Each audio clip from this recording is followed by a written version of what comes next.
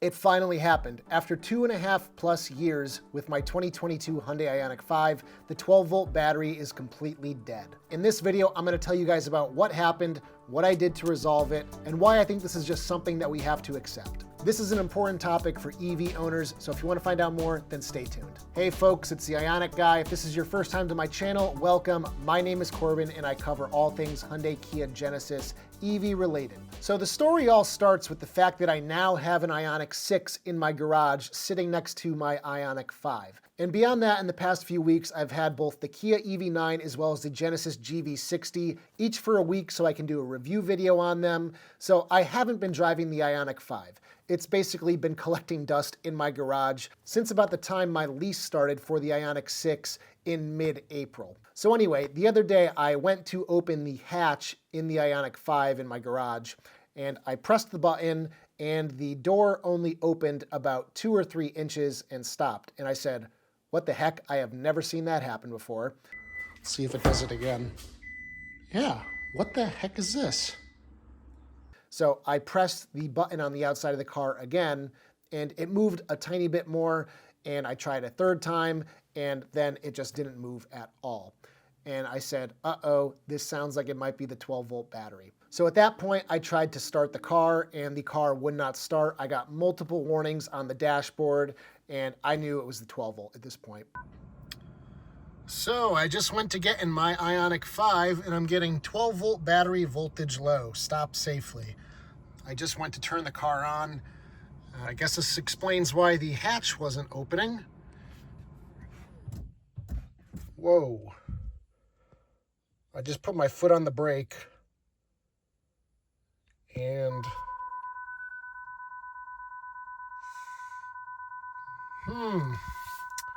not good.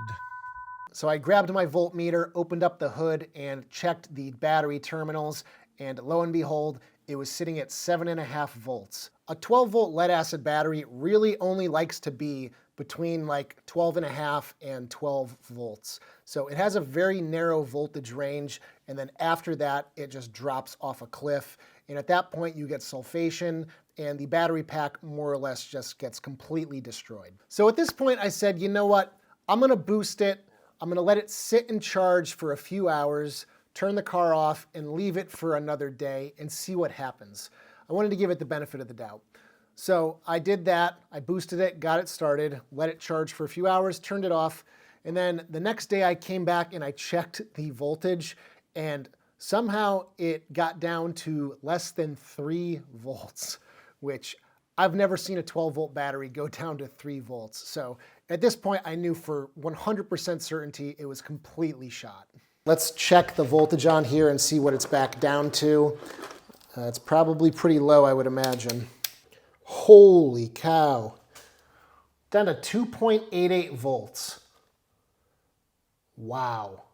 So at this point, I knew I had 2 options. Option 1, I could bring the car to the dealership and see what they would be willing to do. I reached out to my contact at Hyundai and asked them what they thought. They recommended that I completely avoid driving the car to the dealership and that I just have a tow truck come, tow it to the dealership, and then the dealership will take a look at the battery and tell me what needs to be done. I'm really busy. I don't have time to deal with getting a tow truck here and then going to the dealership and all that kind of stuff. So I went with option 2, which was just buy a new battery. I've already been anticipating this moment with the 12-volt battery dying, so I kind of knew what I wanted to get in advance, and what I wanted was an AGM battery. An AGM battery is just a different type of lead-acid battery that is okay with being deeply discharged more frequently than a standard sealed lead-acid battery like the one that came with the Ioniq 5. An engineer also informed me that when they were originally developing the powertrain for the Ioniq 5, they were using AGM batteries during the development process for the 12-volt battery system.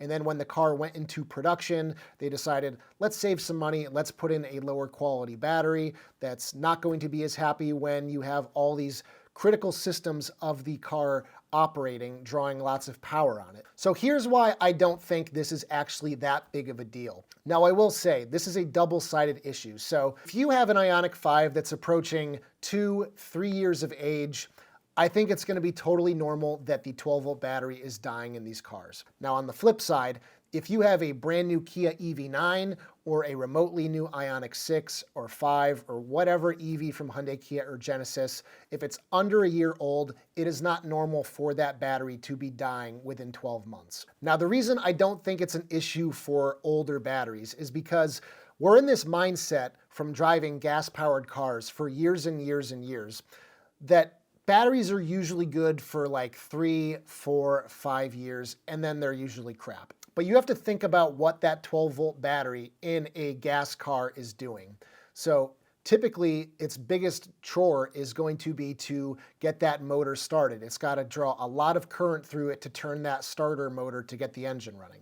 So that is a really high draw application, but it only lasts a second. And for the most part, when you're driving a gas car, the alternator is running and it's topping up that 12-volt battery. The issue with EVs is the fact that you have all these various systems that are running and maintaining the large high voltage battery pack when the car is just sitting and parked. It's running the battery management system, which is responsible for balancing the cells, for cooling and warming the battery pack to keep it in a nice range. So because these systems are being used more frequently and the car is charging and discharging this battery over and over again, much more than an ICE car, it's just going to wear out sooner.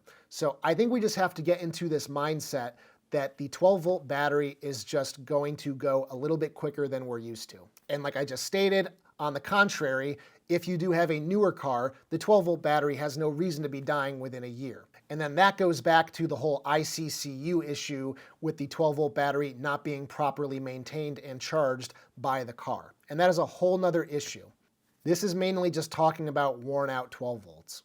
And I really do think that this whole issue has been exacerbated by the fact that for the last 2 years, 2.5 years that I've had my Ioniq 5, it's had poor software that hasn't been properly taking care of that 12-volt battery. So my 12-volt has probably seen a lot more deeper discharges and lower voltage situations versus somebody with a new Ioniq 5 or 6 or whatever that has the newer software that's better taking care of that 12-volt battery. So I think it's a whole lot less likely that all these newer owners are probably going to see the issue happening a lot less than us older OG Ioniq 5 owners. So I did do some research on this, and I did actually find a pretty good article from a company called Recurrent that does those battery health reports.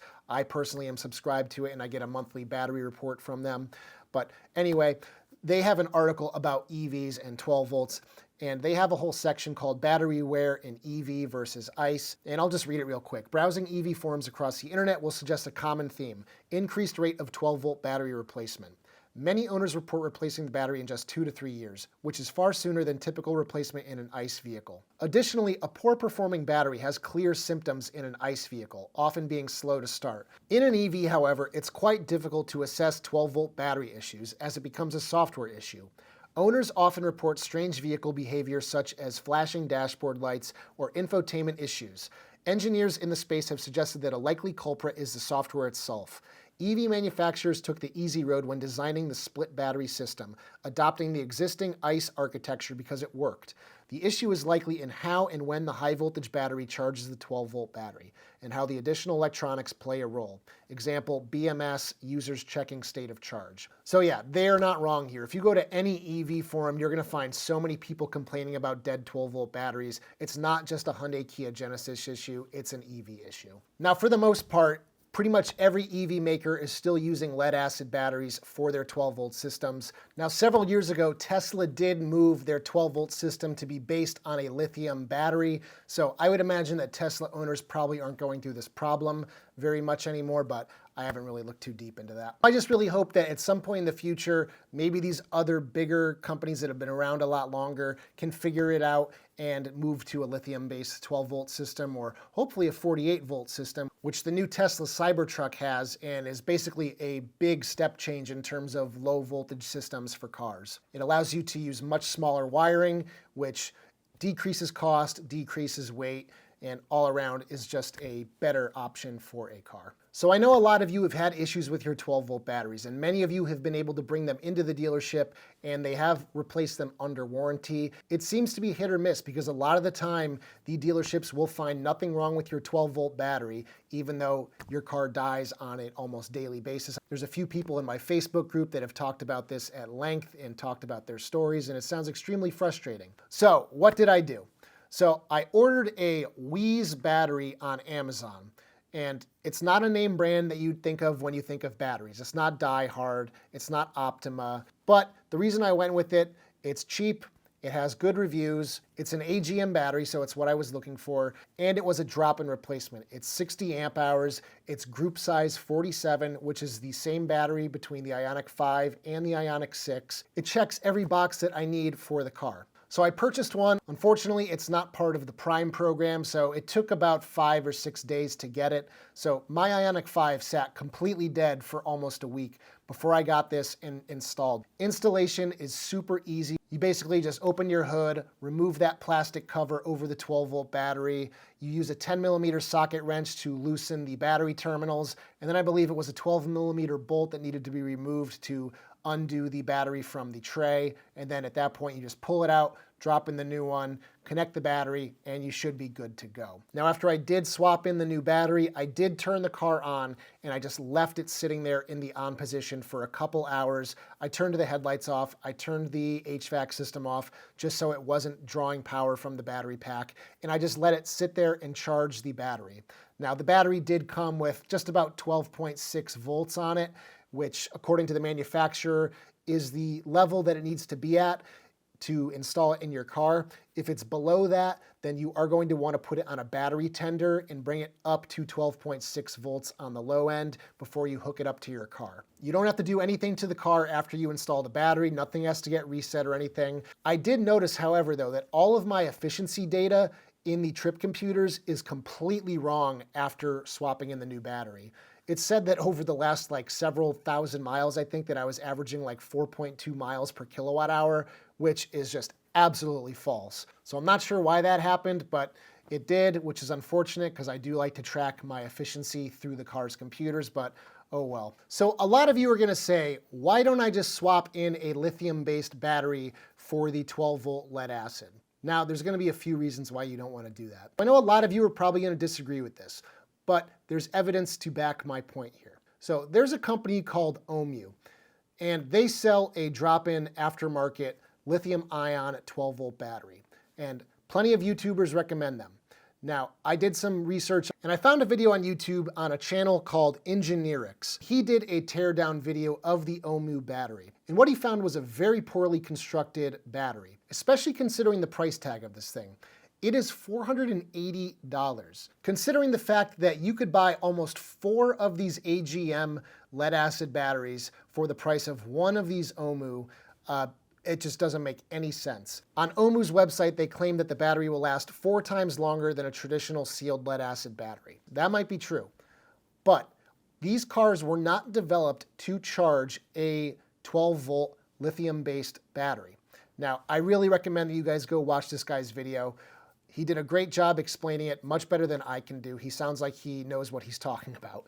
Another point that Ioniq brings up is the fact that the battery has different resistance versus a lead acid battery. And I guess 12-volt lead acids are also good at smoothing out noise on the 12-volt bus of the car, whereas a lithium ion isn't as good for that. So unless the car is designed for working with a lithium ion 12-volt, it's just all around not a good idea. And in his teardown, he found no temperature sensor in the battery. He also found that there was no heating element, no heat pad. So I don't know if they've changed that since that video came out about a year ago. So on Ohmu's listing, they claim self-heating technology inside warms battery during charging in extreme cold conditions. So maybe they added heating after that video came out. I really hope they did. Otherwise, that claim sounds kind of made up. I guess some Tesla owners actually had to replace some very expensive components of their car that were likely brought on by installing the 12-volt Ohmu battery. And this isn't people with the lithium system directly from Tesla. This is people who bought older Teslas that did in fact have regular 12-volt lead acid batteries. On the Tesla subreddit, they've actually told people to not talk about this anymore because it does seem to be causing problems with those cars. Now, I know there's plenty of Ioniq 5 owners and 6 owners that have put the OMU battery in, and it sounds like it's working for them. I'm happy for you, but I am not going to recommend it because it is very overpriced for what you're getting, especially considering the very poor quality that Ioniq found inside of it.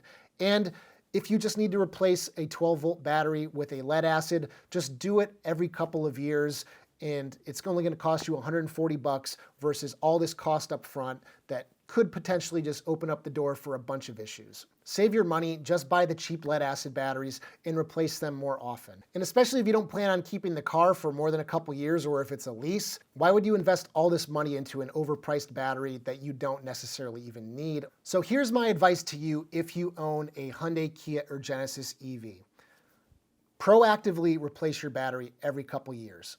I know that kind of sucks, but compared to an ICE vehicle, it's really not that much shorter. You're talking maybe 33% shorter lifespan.